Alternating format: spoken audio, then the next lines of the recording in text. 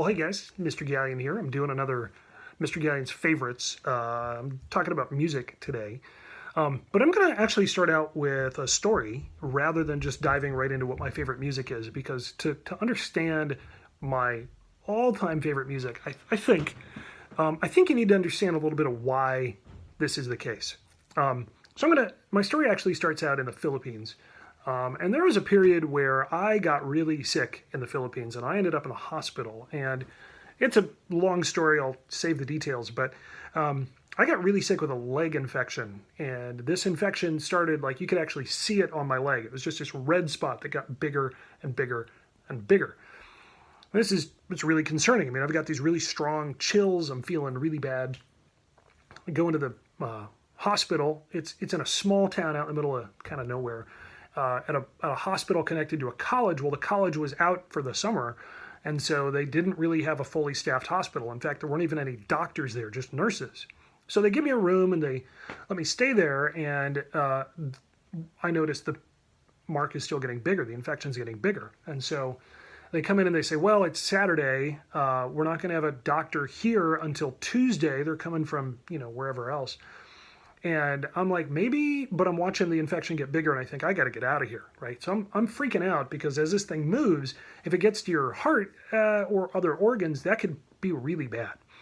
So I get transferred to a hospital in Manila, which is the capital. It's a bigger, better hospital. And as I'm there, they get me some antibiotics and I'm getting better, but they're saying, man, we really got to watch this because this could be really bad. The guy tells me he had a guy with a similar infection on his face and it killed him. So that's the kind of thing you hear and you're like, man. So I'm in the hospital and I'm listening to music, and one of the songs that I really become familiar and becomes very meaningful to me at the time is a song called Your Love Is Strong. It's on this album. This is actually 4 EPs crammed together. It's pretty cool because if you take, it's actually 2 different discs that fit together. It's pretty cool.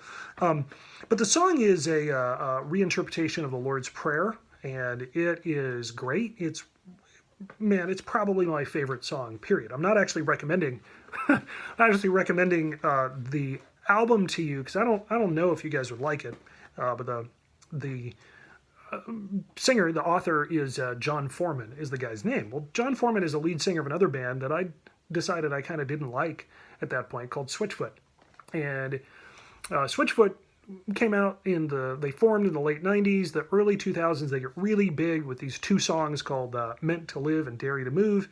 I'd heard them and I didn't really like them at all. Well, as I'm listening more and more to John Foreman's solo stuff in that period, I'm really liking it. So I'm downloading some of his stuff. But I still don't get interested in Switchfoot. So fast forward about another decade, okay?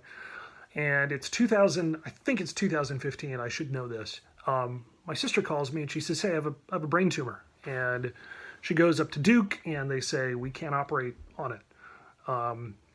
We could operate, but it's not going to be the magic bullet you need to cure you. This thing is still going to grow.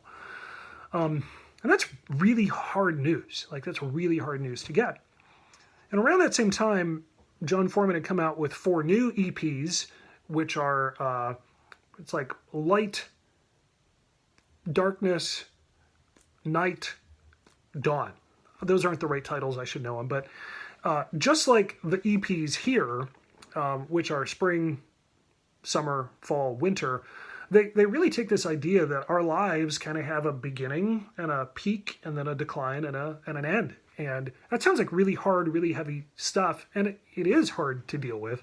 And both of this guy's albums or EP sets are kind of dealing with that, thinking through it through music. And so again, I start listening to this other one and just realizing, that the truths that he's pointing out are things that I need to hear. Now,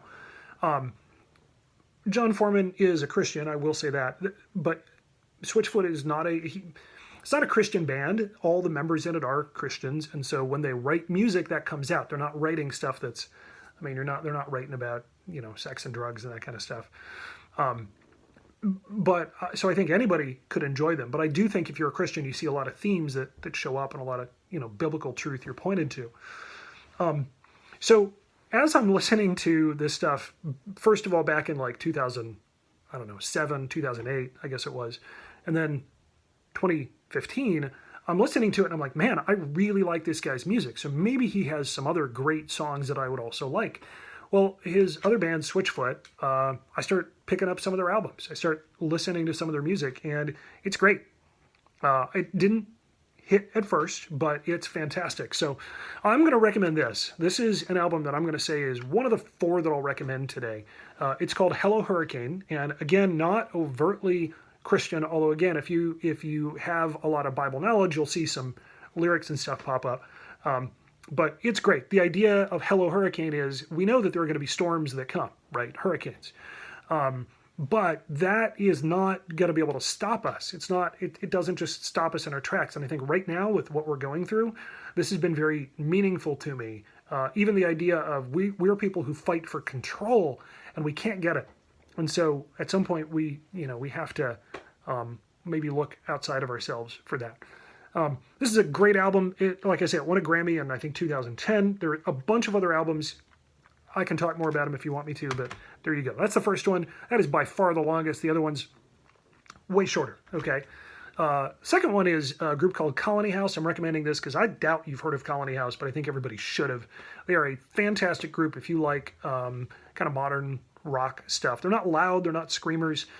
They've got some really good, very lyrical hooks that I think you would like. If you're into that anyway. It's not your kind of modern R&B type stuff. It's not, but it's really good. There are a couple songs on here, especially that I think you might want to check out. One is called You Know It. Another one is You and I, and they're great, and I'll probably link them down below along with a couple Switchfoot recommendations. This one right here, the Wallflowers. I don't know if you've heard of the Wallflowers or not, but the Wallflowers were led by Jacob Dylan. He's the son of Bob Dylan, and so he has kind of an interesting lyrical bent to him. Again, this is like early 2000s rock, but it's not your kind of typical, Good Charlotte or Blink-182. It's not that. This is lyrical. It's all about the melody. Very interesting stuff. I really, really like this album, and if you like this, they also have another album called Breach. I don't know which one's my favorite. I picked this one. I don't know. It just seems stronger at the moment. And then finally, if you've never heard this album, you're missing out. This is Abbey Road. This is maybe the greatest album of all time. Okay, it's 50 years old right now, so it's an old album. But man, it's got some classics on it, like Here Comes the Sun. It's got Something in the Way She Moves, which maybe you've heard that song. Come Together's on here. But even more than that, this song is way more than those individual tracks, because the second half of the album is a melody. So they've taken all these songs that aren't one song and they've crammed them together. They've edited them together in some very creative ways that are fantastic. This is, it's arguable, but this is really the last album that the Beatles worked on together anyway. And it ends on, I can't think of a better way to go out. Yeah, so check it out. Listen to 2-3 songs if you like them. Keep going. If you don't, it's probably not for you. Okay? So, y'all, 4 albums and a story. I'm happy to give you more recommendations, but hey, what albums would you recommend to me? I know this sounds like a very, typical YouTuber thing. I'm not trying to get YouTube famous. I'm trying to talk with you guys. So based on what I like here, what would you recommend? Give me some stuff that you think I'd like, and we'll talk about it. I'll give it a shot. Maybe I'll even respond to your recommendations and tell you what I think of them. I'll be nice. I promise. Okay? So take care. I'll talk to you guys soon. Bye.